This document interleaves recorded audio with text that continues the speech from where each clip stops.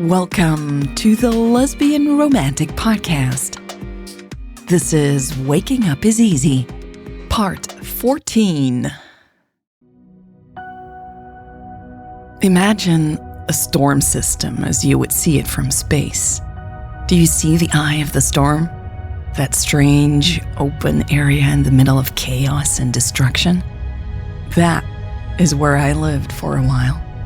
After everything I had gone through, disappointing and worrying Audrey by leaving the safe house as I went along, I simply settled in and enjoyed the break from the madness whenever I was alone with Usha. This period of calm was an illusion, of course, perhaps even a delusion.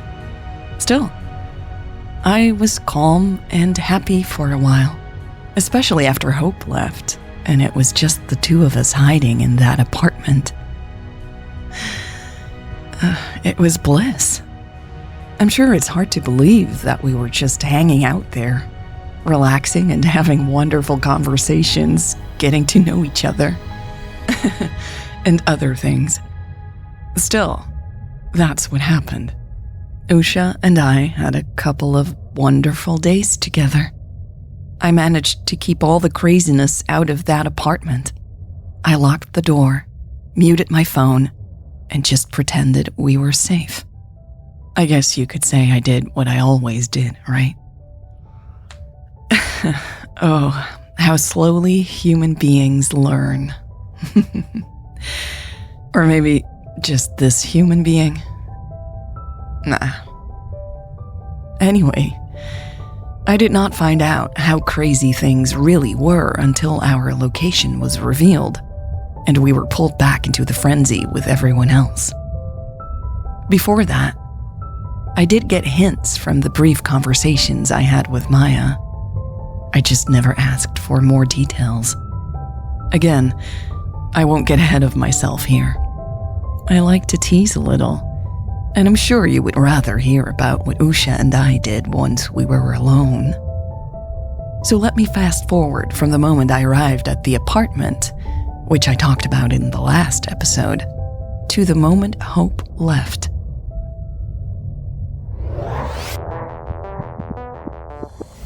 For today's show, we have an interesting panel for you.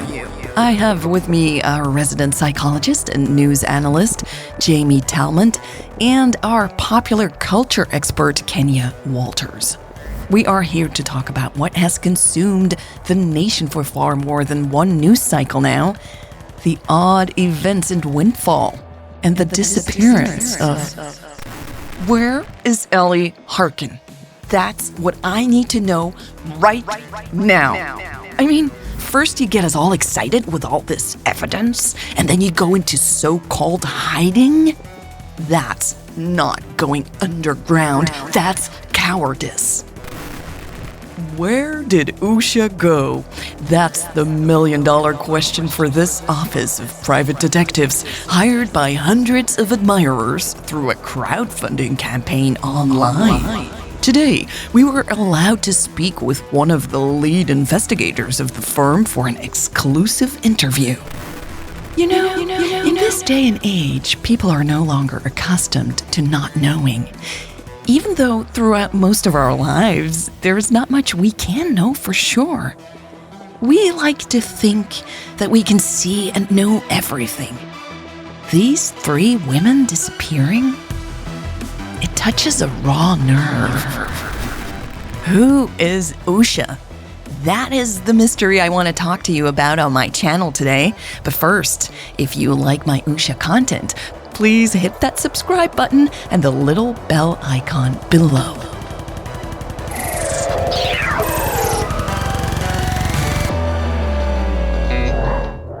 I can't believe she left, I said, staring at the door. In the last 10 minutes, Hope had suddenly announced she was quitting her job, had packed up her stuff, and had bolted out of the room. It's okay, Usha said, as if nothing strange had happened. It's not okay, really, I replied, frowning. You still need medical attention, and I have a bad feeling about this. Why is she leaving like this? She's been a nurse for over a decade. She does look like she is in pain, Usha said kindly. I turned to stare at her, perplexed. Even though Usha spoke less in riddles by then, at least around me, she was still Usha. She would still see things completely differently than other people did. I don't get it, I said, shaking my head softly. She was glued to your lips every chance she got, and now she suddenly leaves? What am I missing here? She must feel like she got what she needed, Usha smiled. It's not about her, though, is it? I said, getting upset. It's about you needing medical attention. I should call Maya. Do you think Maya knows? She'll have to find someone we can trust. I'm fine, Katie, Usha said. I was happy to share, and I feel much stronger. I don't need another nurse. Hearing her say Katie stopped me in my tracks. In the days before, I had somehow managed to calm the butterflies in my stomach. I had switched on therapist mode and had been pretty successful at it too. But I do like the silence, Usha added and met my gaze. I chuckled uncomfortably. What silence? Usha let her shoulders drop in relief. Don't you feel the difference? I was talking the whole, I started to say, then smiled knowingly. Yeah, I nodded. Yeah, I do, I whispered. We sat in silence then. It was wonderful. It was such a rich silence. After a while, our eyes met again. That's when it became an intense silence. You probably think this must be where I started to get butterflies again. And I did, but not in the way you'd expect. No, it was much deeper than that. At that moment, I knew Usha saw me, truly saw me, and I wanted her to see me. Do you know that song about having loved someone for 1,000 years? Loved you for 1,000 years. That's what it felt like. Except I didn't think of it in that way at that moment, of course. I didn't even know the song back then. After a while, Usha smiled and lay down on the floor. There was a fluffy rug in the living room that looked like it had been all the rage 20 years ago. I lay down too, trying not to think about what was hiding in the rug. Oh, that is nice, I whispered, looking up at the sky through the living room window. It is. I always like to see the sky, Usha replied. I want to look for hours and hours. Me too, I said, even though I rarely made a point of looking at the sky. And that's when she took my hand in hers again.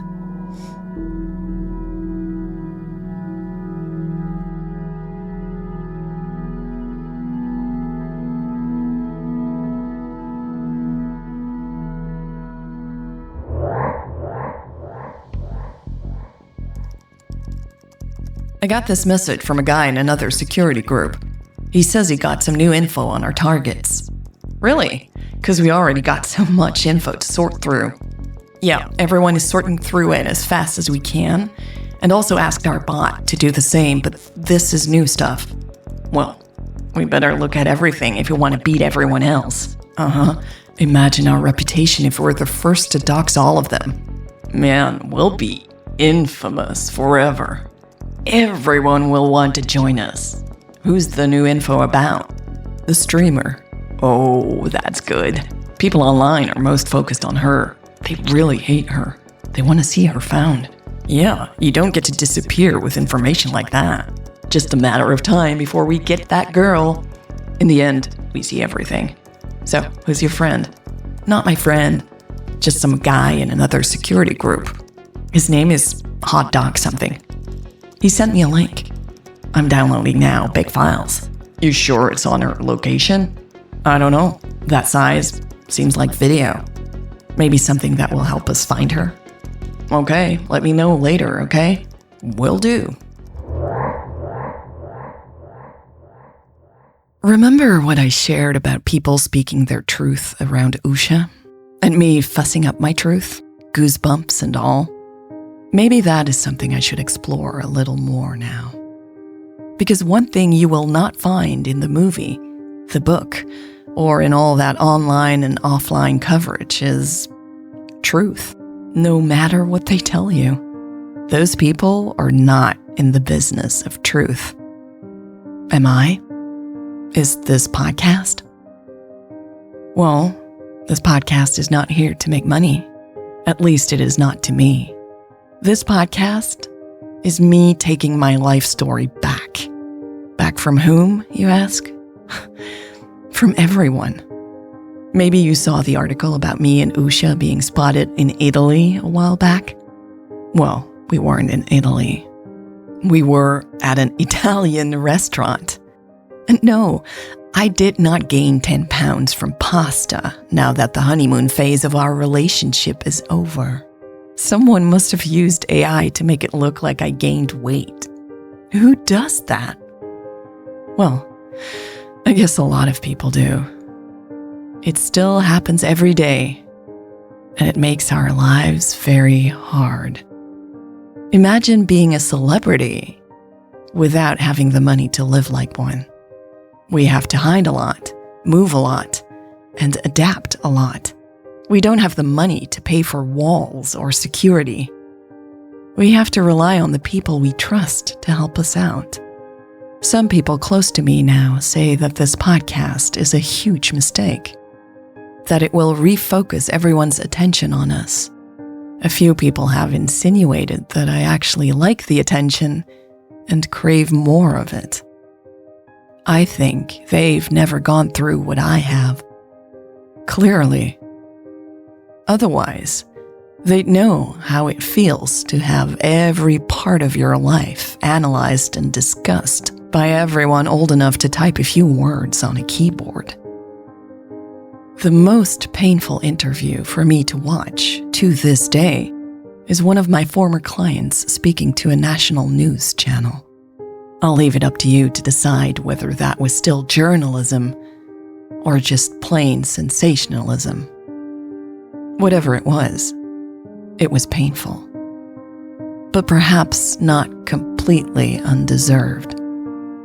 I really did leave my clients behind abruptly. Some I had been counseling for years. I did not give them the chance to get used to the idea of having to find a new therapist. It is one of the things I regret most in my life. It took me a while to see through the justifications I had created for myself. Usha helped me to stop believing my own lies. You see, when I told her that I had left my clients behind from basically one moment to the next, she only said that I must have had a very good reason to do so. She did not judge me. She assumed the best about me. And while none of this excuses what I did, looking back, like most people who make huge mistakes, I did indeed have my reasons. Heather, you say you've known Catherine Halifax for years. Yes, she was my therapist for years. When was this? Up until a few years ago when she suddenly left. Okay, so you were her client in her office in Maplewood. Yes, that's right. I think I was one of her first clients, actually. Really? Yeah. She was just out of school and had opened her practice as a therapist in the building where I worked. Even though she was young and inexperienced, I thought she looked kind and understanding. So I booked an appointment with her. You noticed this while at work, that she seemed kind and understanding? Yes. I would see her going up and down the elevator around the same time as I did. Okay, so you started having sessions with her. I won't ask you to go into details, of course. Oh, that's okay. Yes, I had some unresolved trauma from my childhood, and she said she had expertise in trauma, so even though she had only just graduated? Yes, but I think she took some gap years here and there to volunteer in clinics or something. Right. So, were you happy with the sessions? Did therapy with Catherine go well? Yes, very happy. We got along great. She was kind and understanding. Yes, and very committed to helping me. Did you only speak to her at her office? No. Sometimes I would call her when I was upset. To make an extra appointment? Yes, that too. But sometimes that wasn't necessary. Sometimes we just talked for a while and I would feel better, you know? Right. I think she did that with all of her clients. I mean, she just cared about us. Well, at that time she did. She stopped caring later on. Yes. She just canceled all of our future appointments and disappeared. I'd like to go into that a little deeper, but we have to take a commercial break first.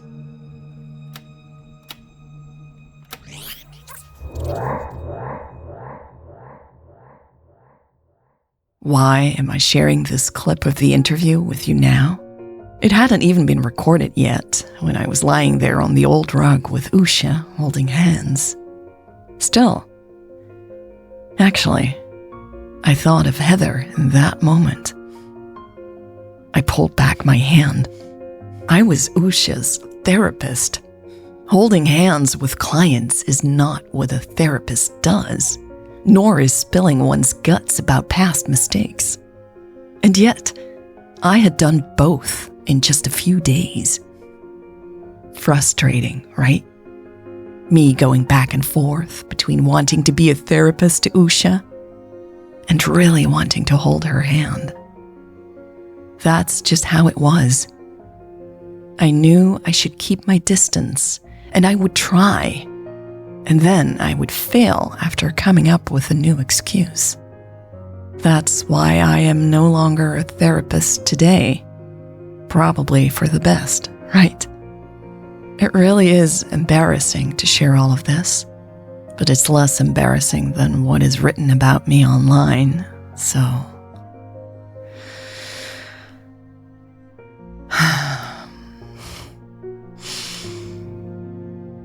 Let's get to what happened next, though.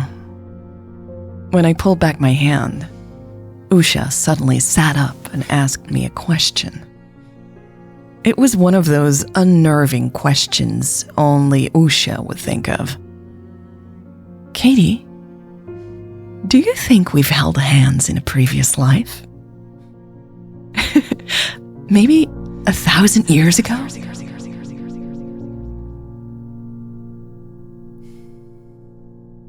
This was part 14 of Waking Up is Easy.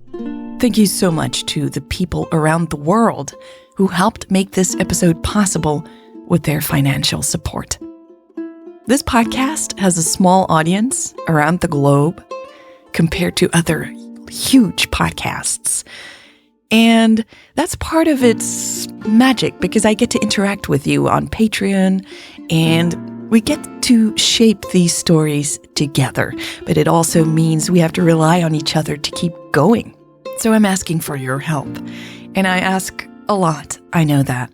But if you are able and willing, please consider supporting the show today. And I want to thank the people who have supported The Lesbian Romantic for years and years to keep it going. And even now, they are showing up and helping me out so I can keep sharing these stories with you. So thank you from the bottom of my heart.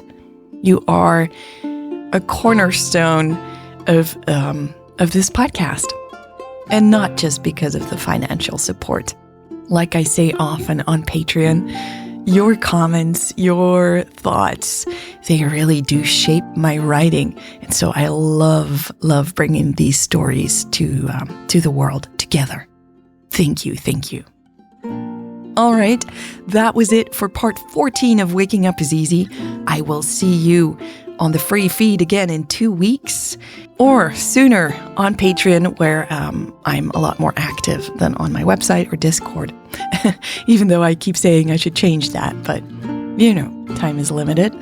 And yeah, I'll see you there, or see you here in 2 weeks. Bye.